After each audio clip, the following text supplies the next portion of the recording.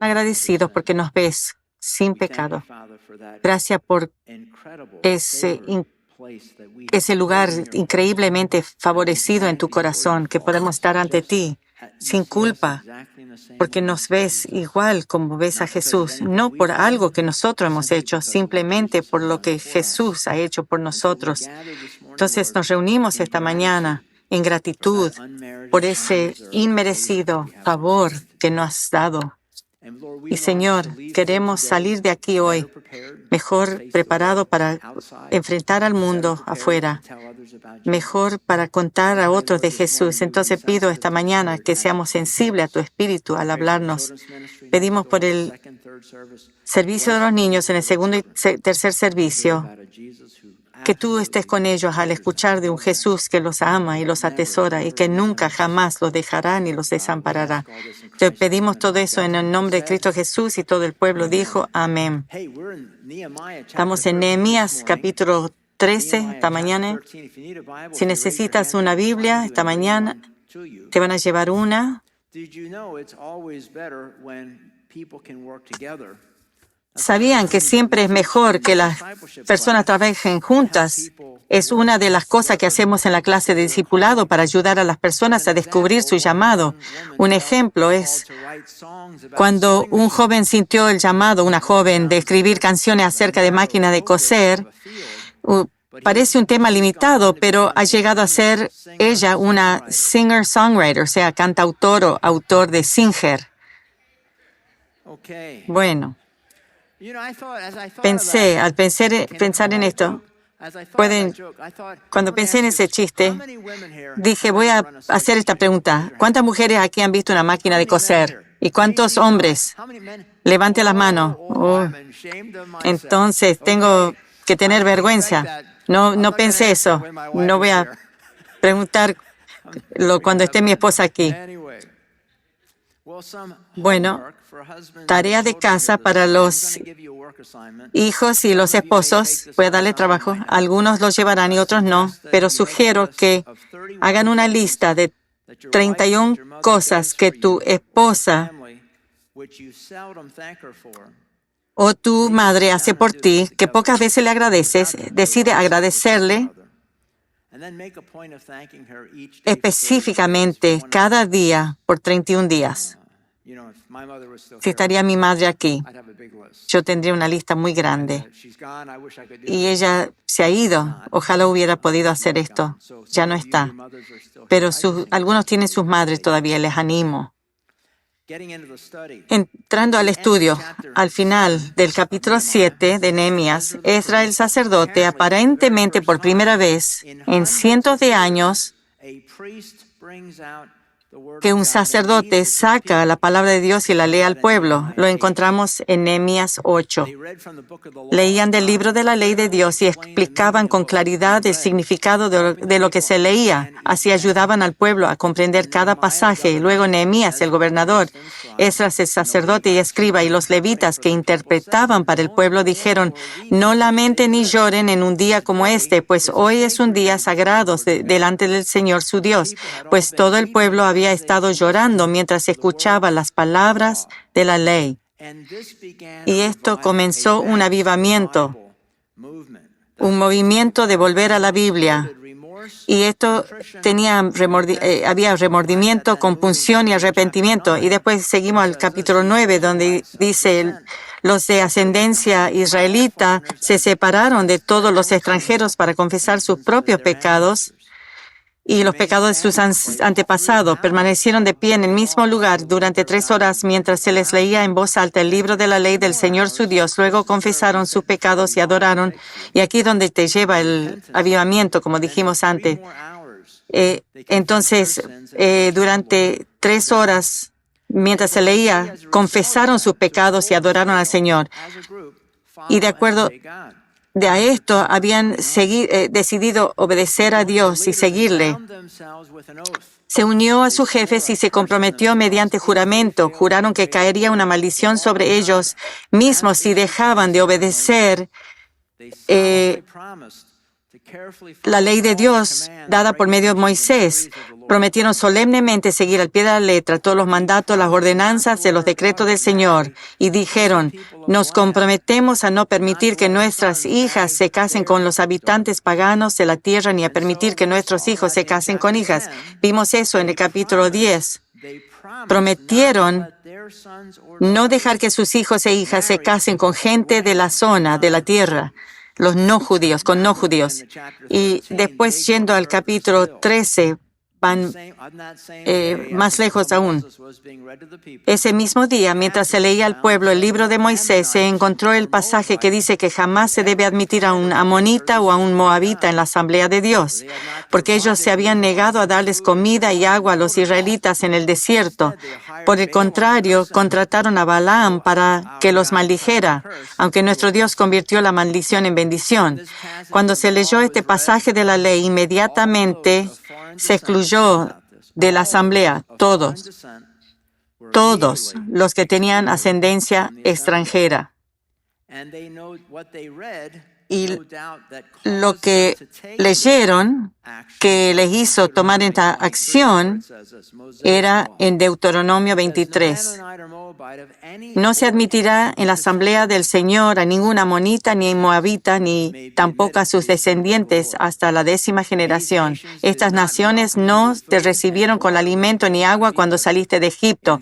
En cambio, contrataron a Balaam, hijo de Beor, proveniente del lejano Petor, en Aram Naharaim, para que te maldijera. La Reina Valera dice, un moabita o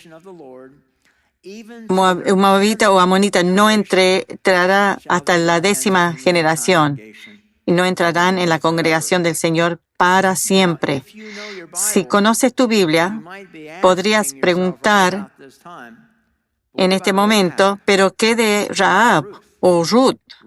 Ruth era moabita y Rahab, peor, era cananita.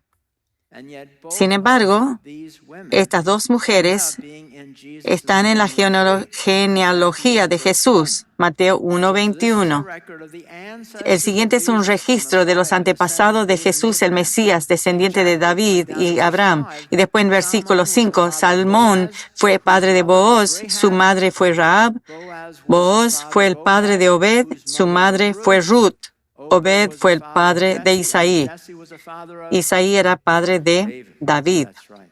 Así es. Entonces, ¿cómo eso puede suceder? Bueno, de acuerdo a la ley judía, escuchen, los hijos heredan al padre.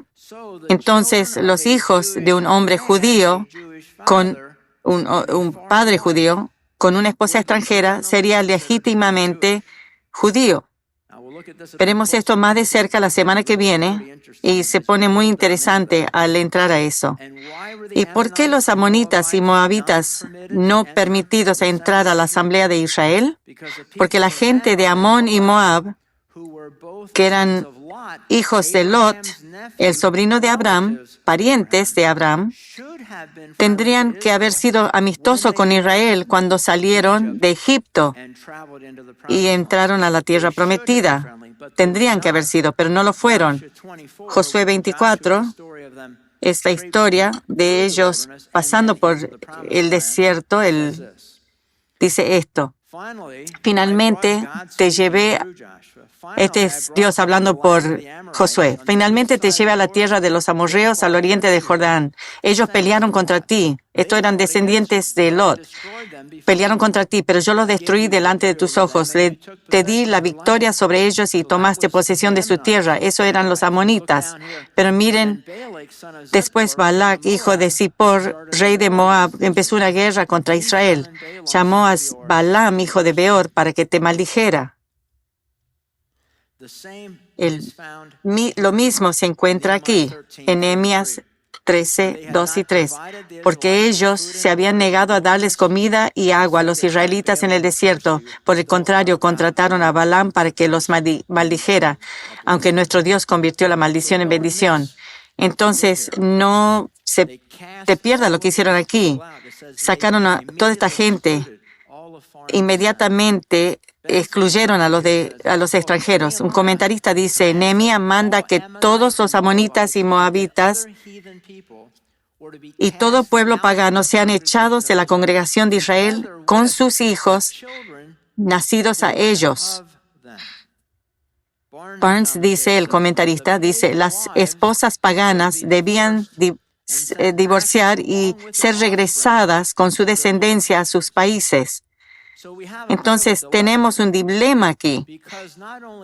Es que no solo Rahab, la cananea, y Ruth, la moabita, fueron aceptadas a la congregación de Israel, sino que ellas y sus hijos fueron aceptados y están en el árbol generacional de Jesús. Mateo 1, 5 y 6. Salmón fue el padre de Booz, Booz fue el padre de Obed, David el padre de Salomón, su madre era Rahab, cuya madre era Ruth. El punto aquí, y esto es muy importante al leer Nehemías por ti mismo, aquí mismo vemos que Nehemías está exagerando, se va más allá de la ley, está instituyendo restricciones que ya más allá de lo que debían ser. La Biblia dice que tanto Rahab como Ruth eran convertidas a la fe judía y eran de tal manera aceptadas por los judíos. Pero este nuevo legalismo, nuevo y extremo que está poniendo Nehemías, lo vamos a ver dentro de los 400 años, que va a crecer y progresar a un enfoque trágico, legalista de la vida religiosa que vemos ejemplificado en los 4 evangelios, que llega a ser un celo extremo de los escribas y fariseos.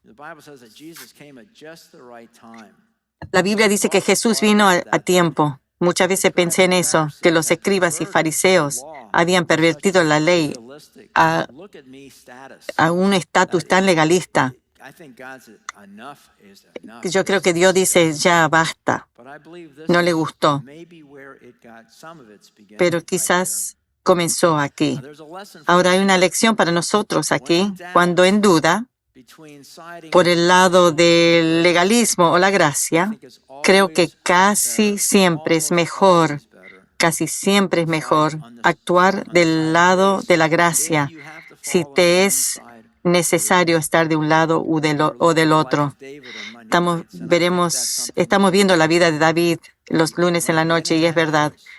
Cuando él podía elegir, él caía del lado de la gracia, actuaba del lado. Tengo un amigo que aceptó a Cristo hace muchos años, un joven, un joven como de 20. Me llamó un domingo en la mañana, me dijo, Tom, tengo una pregunta. Era justo antes de la iglesia. Dice, mi mamá no es salva y es distribuidora de merchandiser. Y entonces distribuye el periódico y me pidió si podía ayudar. Y yo dije, mamá, soy cristiano, voy a la iglesia. Le dije lo correcto. Le dije, bueno, sabes, yo entiendo tu punto, que quieres estar en la iglesia, pero creo que es un tiempo cuando la compasión y la gracia son más allá de esa responsabilidad. Quizás podrías haber ayudado a tu madre. Graham Scroggie dijo, la respuesta al legalismo es Cristo murió por nosotros y la respuesta al libertinaje es debemos morir con Cristo. Eso está muy bueno. Y aquí nuevamente lo feo del legalismo aparece en verso 3. Escuchen, cuando se leyó este pasaje de la ley, inmediatamente se excluyó de la asamblea a todos los que tenían ascendencia extranjera. ¿Puedes imaginarte eso? El dolor, los niños siendo echados, las mujeres. ¿Y dónde se van? Quizás vivieron con estos hombres por décadas y están siendo regresadas a su país. Ni siquiera vivir fuera de la comunidad se las echa. Muy triste. Y luego la historia se mueve a otro problema que tuvo que tratar Nehemías. Este relato involucra a Eliasib, el sacerdote. Probablemente era sumo sacerdote por el poder que le permitía hacer lo que hizo. Y también trata con Tobías, uno de los archienemigos de Nehemías. Descubrimos a Tobías en Nehemías 4:3. Tobías el amonita se paró ahí diciendo va a colapsar ese muro, se burló. Después vemos en el 7:8, dice, sin embargo, cuando Tambalá, Tobías, los árabes, los amonitas y los asdodeos se enteraron de la obra progresaba y que se estaban reparando las brechas en la muralla de Jerusalén, se enfurecieron. Tobías estaba furioso. Todos hicieron planes para venir y luchar contra Jerusalén y causar confusión a nosotros. Este es el mismo Tobías. Y como leerán en un momento, todo esto se logró por Eliasib, el sacerdote, mientras Nehemías estaba lejos sirviendo al rey de Persia. Y cuando no está el gato, salen los ratones. Nehemías 13:4. Antes de eso, el sacerdote Eliasib, quien había sido designado para supervisar los depósitos del templo de nuestro Dios y quien también era pariente de Tobías, había rediseñado un gran depósito y lo había puesto a disposición de Tobías. Anteriormente usaban el cuarto para almacenar ofrendas de grano, incienso, diversos utensilios para el templo, diezmos de granos, de vino nuevo, de aceite de oliva, destinados a los levitas, a los cantores y a los porteros, y también las ofrendas para los sacerdotes. En esa época yo no estaba en Jerusalén porque había ido a presentarme ante Artajerjes, rey de Babilonia, en el año 32 de su reinado, aunque más tarde le pedí permiso para regresar. Cuando regresé a Jerusalén me enteré del acto perverso de Eliasib de proporcionarle a Tobías una habitación en los atrios del templo de Dios. Me discuté mucho y saqué del cuarto todas las pertenencias de Tobías. Luego exigí que purificaran las habitaciones y volví a colocar los utensilios para el templo de Dios, las ofrendas de grano y el incienso. En el templo, Eliasib había diseñado un gran depósito. El comentarista Benson dice, derribando los tabiques, es probable entre varias cámaras pequeñas donde se colocaban las cosas santas, y al quitar las cosas que estaban en ellas, Eliasib se preparó una gran sala para recibir a Tobías cuando venía a Jerusalén. Esto sin duda lo había provisto para su uso, y aquí lo alojó a Tobías para que él y el sumo sacerdote, recuerden que eran parientes, pudieran tener una comunicación más libre y secreta entre sí, siendo este un lugar donde la gente no podía entrar. Pero regresa Nehemías eventualmente. ¿Puedes imaginarte su reacción cuando va al templo y ve a Tobías viviendo en su suite de lujo? ¿Y recuerdan a quién Nehemías había dejado a cargo en su ausencia? Era su hermano Hanani, capítulo 7:2. A mi hermano Hanani le entregué la responsabilidad de gobernar Jerusalén con Ananías, el comandante de la fortaleza. Ese estaba a cargo. Entonces, habrá vuelto Nehemías viendo este depósito y su enemigo Tobías, y habrá ido a Hananí y dice, ¿qué te pasa, Hananí? ¿Qué estás fumando? ¿Qué estás pensando?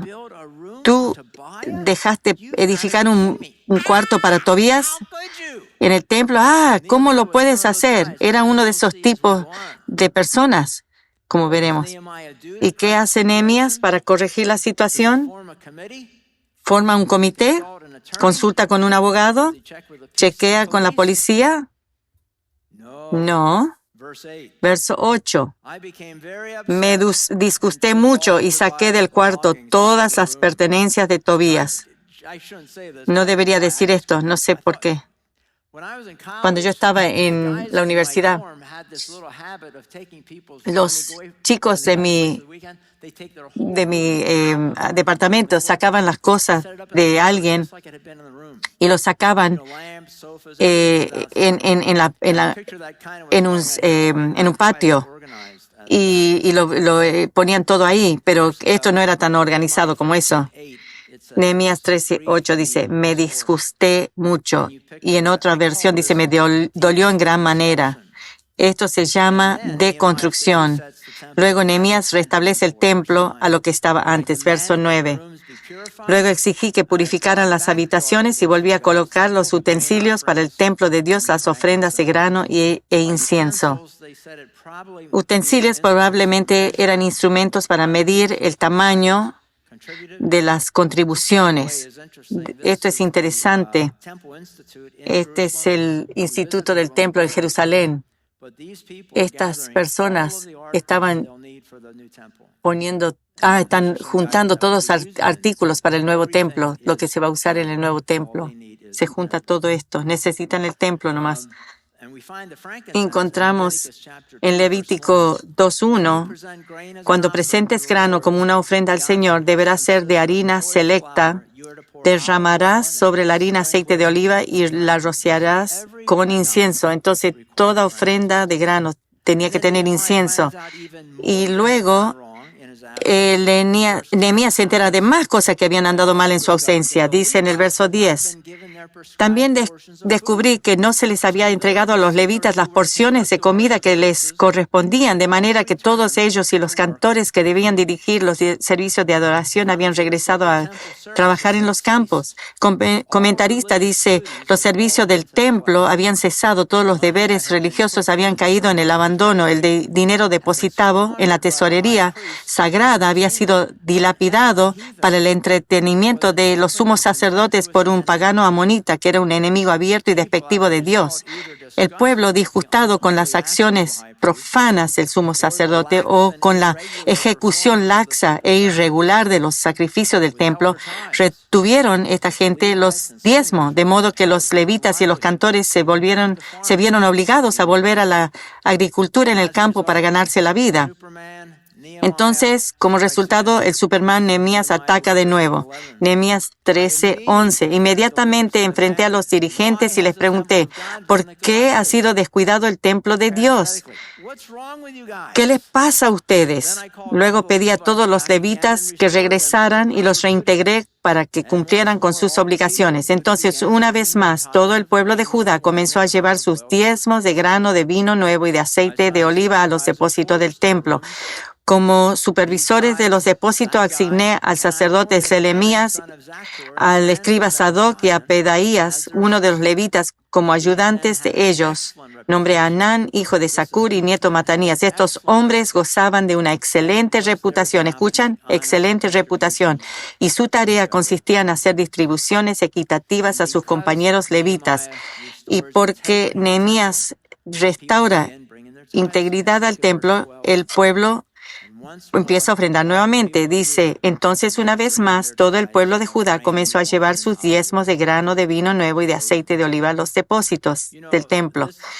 Este punto de integridad en las finanzas, yo les animo que si alguna vez das a ministerios del cual no estás familiar, pídele estado de cuentas financieros, cómo gastan el dinero. Hagan eso. Si te agrada este tipo de cosas, puedes encontrar por internet los salarios de todos que ganan. Todo eso se puede encontrar. Si tú eres un dador donde no estás seguro de la integridad financiera, es bueno hacer eso. Yo he hecho eso y a veces me ha sorprendido que 30-40% se gasta en juntar dinero. Buscan mucho dinero para lo que ellos sostienen, pero cuando ves los números no es tanto lo que va a lo que ellos buscan. Me gusta otra versión del verso 12 que dice, trajeron a Judá el diezmo del aceite a la tesorería. Dice que eran tenidos por fieles y tenían que repartir esto a sus hermanos. Dice que su tarea era distribuir estas cantidades a sus hermanos. Si puedes poner el próximo cuadro. Esto es lo que dice Justin Martyr. Lo voy a leer. Lo abrevié un poco. Escribió esto como el 150 después de Cristo. Un poco más de 100 años después de Cristo. Esto es lo que él dice. Y el día llamado domingo, todos los que viven en las... Aquí no era sábado que se reunían, era domingo. Todos los que viven en las ciudades o en el campo se reúnen en un lugar y las cartas de los apóstoles o los escritos de los profetas son leídos, si el tiempo permite. Luego, cuando ha terminado el lector, el presidente verbalmente instruye y exhorta para la imitación de estas cosas buenas. Luego nos paramos juntos y oramos, y el pan y el vino y el agua son traídos, y el presidente de la misma manera las ofrece. Ofrece agradecimiento. Y aquellos que son ricos y dispuestos dan lo que cada uno cree justo, y lo que se recoge es depositado con el presidente, que después lo distribuye a los huérfanos y las viudas y a aquellos que por enfermedad o cualquier otra causa tienen necesidad, y a los extranjeros que habitan entre nosotros. En una palabra, cuida de todos los necesitados. Así que claramente vemos que ellos en la iglesia temprana cuidaban de los pobres. Después de regresar de servir al rey de Persia, Nehemías descubre toda esta basura que está pasando y lo echa a Tobías de su apartamento lujoso y arroja todas sus cosas en la calle. Fumiga su apartamento de los chinches y asigna a gente honesta, y Nehemías dice esto a Dios. En verso 14, recuerda esta buena obra, oh Dios, y no olvides todo lo que fielmente he hecho por el templo de mi Dios y sus servicios. Y luego, hasta el próximo dolor de cabeza de Nehemías en 15. En esos días vi a unos hombres de Judá pisando en sus lagares en el día de descanso. Además, recogían granos y los cargaban sobre burros y traían su vino, sus uvas, sus higos y toda clase de productos a Jerusalén para venderlos en el día de descanso. Así que los reprendí por vender sus productos en ese día. Algunos hombres de Tiro que vivían en Jerusalén traían pescado y toda clase de mercancía. La vendían al pueblo de Judá el día de descanso y nada menos que en Jerusalén. ¿Ves el cuadro?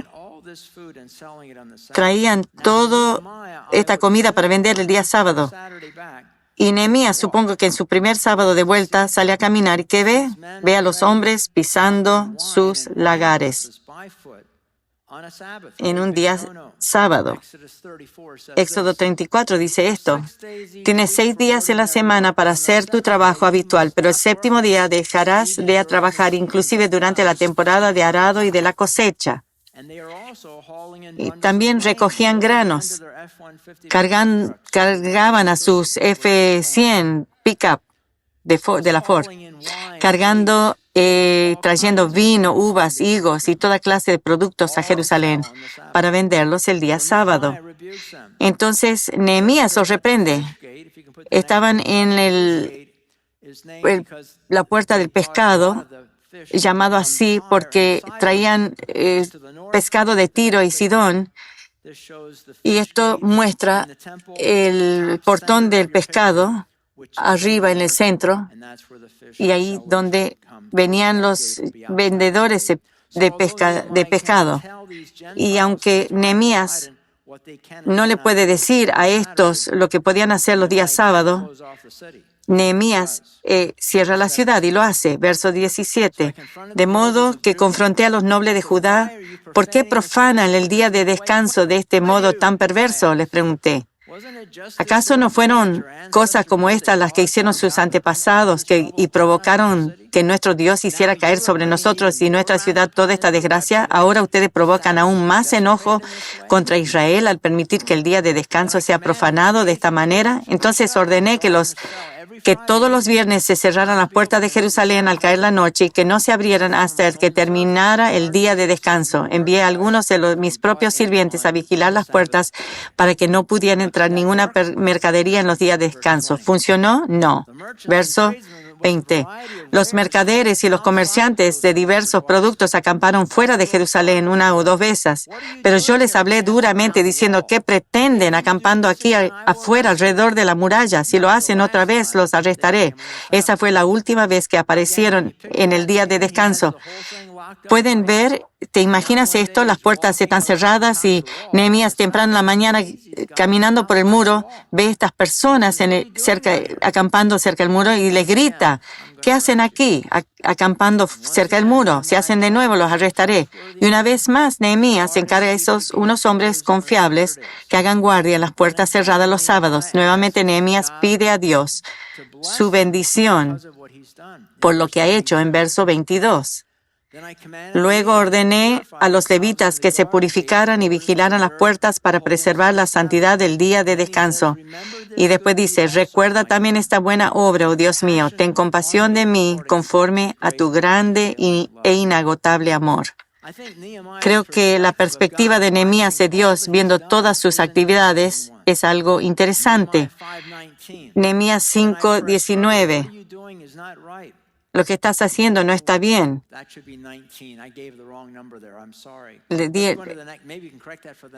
Quizás puedan. 6:14. Recuerda, oh Dios, todo lo malo que Tobías y Sanballat han hecho. Y recuerda Noadía, la profeta, y los profetas como ella que han tratado de intimidarme. Recuerda esta buena obra, oh Dios, y no olvides lo que he hecho fielmente para ti en el templo de mi Dios. Nehemías 13:22. Recuerda también esta buena obra, oh Dios mío, ten compasión de mí. Y después el 13:31. También me aseguré de que, dice abajo, recuerda esto a mi favor, oh Dios, en el 31. Es interesante que Nehemías se siente que tiene que rogar a Dios que lo que ha hecho, que recuerde lo que ha hecho. En Hebreos 6:10 dice esto. Pues Dios no es injusto, no olvidará con cuánto esfuerzo han trabajado para Él y cómo han demostrado su amor por Él sirviendo a otros creyentes como todavía lo hacen. ¿Cómo se aplica la lección de hoy a mí? El Día de la Madre, recordamos a nuestras madres y esposas por los muchísimos actos de servicio, amor y bondad que nos demuestran. Y como con Nehemías, las madres y esposas, Dios no se olvida de las muchas cosas amables que han hecho en toda su vida. Cuando yo pienso en las madres que hacen incontables actos no vistos ni reconocidos, pienso en este versículo en Mateo 10. Y si le dan siquiera un vaso de agua fresca a uno de mis seguidores más insignificantes, le aseguro que recibirán una recompensa. Y vemos algunos ejemplos maravillosos de mujeres piadosas en la Biblia. En el Antiguo Testamento, Sara, Rebeca, Raquel, Débora, la jueza, Ruth, Ana, Esther, Rahab. En el Nuevo Testamento, María, la madre de Jesús, María Magdalena, Elizabeth, la madre de Juan el Bautista, Priscila, las hermanas María y Marta y otras. Creo que todas estas mujeres piadosas de la Biblia, como las mujeres piadosas hoy, comparten casi todas, si no todas, estos atributos fuertes de su carácter. Uno dice, teme al Señor. El encanto es engañoso y la belleza no perdura. Pero la mujer que teme al Señor será sumamente alabada. Ella teme al Señor. Segundo, habla y actúa con sabiduría. Proverbios 31:26. Cuando habla, sus palabras son sabias y da órdenes con bondad. Está atenta a todo lo que ocurre en su hogar y no sufre las consecuencias de la pereza. Habla y actúa sabiamente. Y número 3, enseña a mujeres jóvenes a crecer en el Señor. De manera similar, enseña a las mujeres mayores a vivir de una manera que honre a Dios. No deben calumniar a nadie ni emborracharse. En cambio, deberían enseñarles a otros lo que es bueno. Estas mujeres mayores tienen que instruir a las más jóvenes a amar a sus esposos y a sus hijos, a vivir sabiamente y ser puras y trabajar en su hogar, a hacer el bien y someterse a sus esposos. Entonces no deshonrarán la palabra de Dios. Y después también cede a su esposo el rol de líder. Colosenses 3:18 dice: esposas, sujétese cada una a su esposo como corresponde a quienes pertenecen al Señor. Y en vez de buscar dominar a su esposo en la relación, ella descubre que su cabeza es una fuente de protección y bendición para ella. Eso es sabiduría de Dios. Número 5. Al hacer esto, ella edifica su matrimonio y casa proactivamente. Proverbios 14:1. La mujer sabia edifica su hogar, pero la necia con sus propias manos la destruye. Algunos dicen, termina el esfuerzo. Y también por estas características, su belleza interior crece cada año. En cambio, vístanse de la belleza interior, la que no se desvanece, la belleza de un espíritu tierno y sereno que es tan precioso a los ojos de Dios. Una maestra le preguntó a un niño en la escuela: supón que tu mamá hace un pastel y hay 7 de ustedes, tus padres y 5 hijos. ¿Qué parte del pastel te da? Una sexta parte. Bueno, creo que no sabes tus fracciones, dice la maestra. Dice el niño: recuerda que hay 7 de ustedes. Sí, dijo el niño, mi maestra no conoce a mi madre. Diría mi madre que no quiere una porción. Yo tuve una madre así. Número 7, cree lo mejor de otros y anima a otros y no critica a otros. Segunda de Timoteo 3:11. De la misma manera, esposas deben ser respetuosas y no deben criticar a otros, deben ejercer autocontrol. Tiene fe para creer todo Dios por todas las cosas. Dice: si tan solo toco su túnica, quedaré sana. Número 9, pasa su fe a sus hijos. Tengo muchos deseos de volver a verte porque no me olvido de tus lágrimas cuando nos separamos y me llenaré de alegría cuando estemos juntos otra vez. Acuerdo de tu fe sincera, pues tú tienes la misma fe de la que primero estuvieron llenas tu abuela Loida y tu madre Eunice, y sé que esa fe sigue en ti. Y después ella cuenta a otros lo que Dios ve en ella. Dice: muchos samaritanos de esa aldea creyeron en Jesús porque la mujer había dicho: Él me dijo todo lo que hice en mi vida. Quiero cerrar para leer esta poesía. Un día tomé un trozo de arcilla plástica y lo moldé ociosamente, y cuando mis dedos lo apretaron, se movió y cedió a mi voluntad. Volví cuando los días habían pasado. La forma que le di aún se mantenía. Y mientras mis dedos la presionaban todavía, no pude cambiarle su forma más. Tomé un trozo de arcilla viva y suavemente lo formé día tras día y moldeé con mi poder y arte el corazón suave y dócil de un niño pequeño. Volví cuando los días se habían ido. Era un hombre al que miraba.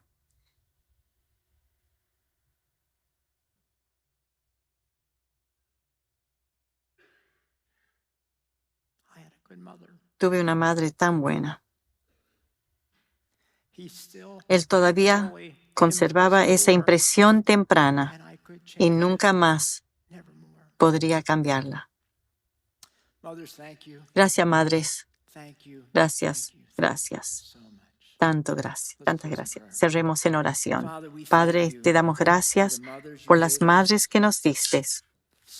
Algunas las mejores y algunas quizás podrían haber sido mejores, pero ellas nos dieron a luz, nos trajeron al mundo. Entonces, sea como sea, con verdad, podamos agradecer a nuestras madres y que esta sea un día especial, lo hagamos especial para la madre. No quiero dejar un domingo de no darte la oportunidad, si no eres salvo, que haz esta oración en tu corazón. Padre, reconozco que he pecado, he cometido tantos errores y te pido que me perdones y recibo a Jesucristo como mi Salvador personal y Señor, muriendo en esa cruz, que yo pueda tener vida eterna. Gracias, Jesús. Gracias por salvarme. Padre, te amamos y te damos la gloria y lo decimos todo y al pueblo dice amén.